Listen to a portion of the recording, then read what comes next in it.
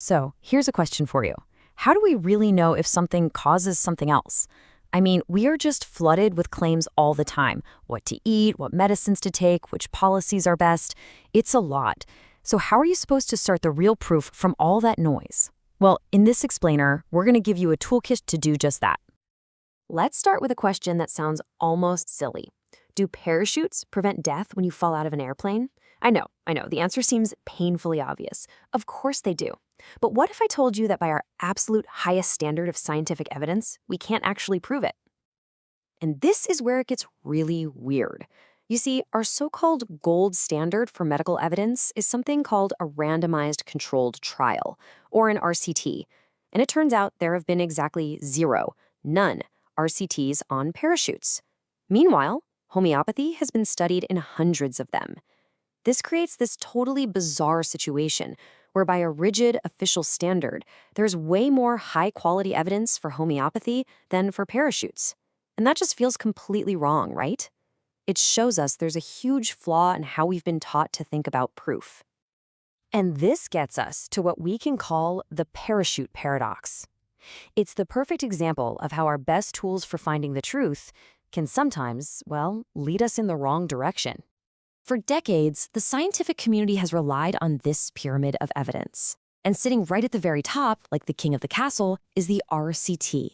The idea is simple. You randomly give one group a treatment and another group a placebo. It's designed to get rid of bias, and on paper, it's the cleanest, purest way to figure out cause and effect. But here's the thing. Relying only on RCTs has some pretty serious problems. Sometimes they just aren't enough. Take antidepressant trials. The drugs often have really noticeable side effects.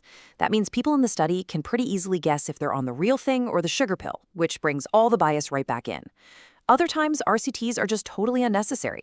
We don't need a study where we randomly give the Heimlich maneuver to some choking victims, but not others. And of course, some trials are just wildly unethical. I mean, you can't exactly ask a control group to jump from a plane without a parachute, for science. So here's the bottom line. While that gold standard is a powerful tool, it has a fundamental flaw. It just can't be the only tool we use to figure things out. This isn't even a new idea. Way back in the 1960s, a brilliant statistician, Sir Austin Bradford Hill, he warned us about this kind of rigid thinking. He argued that no single type of evidence should be treated as a sine qua non. That's a fancy way of saying an absolute must-have requirement for proving something. Instead, he said we should use a set of flexible guidelines, not some strict checklist. So that's what we're going to do. We're going to revisit Bradford Hill's ideas because they really hold the key to a much smarter, more complete way of understanding how the world works. Now, researchers today have taken Hill's original concepts and basically streamlined them into this modern, really practical toolkit. So instead of some long, complicated list, it's all organized into 3 simple categories of evidence that, frankly, all of us can use. And this brings us to the core of it all, a new evidence toolkit that's going to help us move past that whole parachute paradox for good. Okay. First up is what we call direct evidence. This is the stuff we get from studies. RCTs, yes, but other types too. The big question we're asking here is this. Is the connection we're seeing between A and B actually real and causal, or could it just be a coincidence, or maybe some other bias? Next, we have mechanistic evidence. This is all about the how. How does it actually work? Is there a plausible process, biological, chemical, physical, that explains how one thing could possibly lead to another? Understanding the mechanism just makes the whole story so much more believable.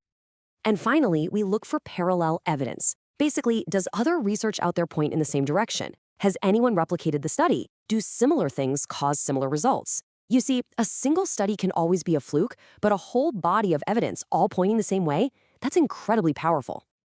So let's put it all together into a really simple framework. To judge pretty much any claim, all we have to do is ask 3 key questions. 1. Is there strong direct evidence? 2. Is there a plausible mechanism? And 3. Is there supporting parallel evidence? That's it. Now, let's drill down on that direct evidence piece for a second, because this is probably the most important idea. We have to ask, is the effect we're seeing way bigger than any possible bias? Think about the parachute again. The effect, living versus, not, is gigantic. Any potential bias, like maybe brave people are more likely to jump, is just tiny in comparison. And here's the key. When an effect is that massive, it becomes really, really hard to just explain it away as a fluke. Okay, theory is great, but let's put this toolkit into action. We're going to look at a couple of real-world examples that a strict RCT-only view would totally, completely miss. So picture this. It's a real medical technique, by the way. A little kid gets a plastic bead stuck way up their nose. So the mother plugs the clear nostril, puts her mouth over her child's, and gives a sharp puff of air. And whoosh, the bead flies right out. Or how about this one? Someone has a bad toothache, so they hold an aspirin tablet right up against their gum to get some relief. A day later, a painful ulcer develops in that exact spot. All right, let's run these through our toolkit. For both of them, is the direct evidence strong?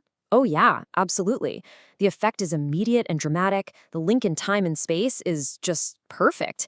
How about a plausible mechanism? Yep, simple air pressure for the bead and the well-known acidic nature of aspirin for the ulcer. And finally, is there any parallel evidence? Well, for the aspirin, you bet. We know it can cause similar erosions in the stomach. So what's the verdict? In both of these cases, it's a slam dunk. We have strong, clear evidence of causation, and we didn't need a single multi-million-dollar trial to figure it out.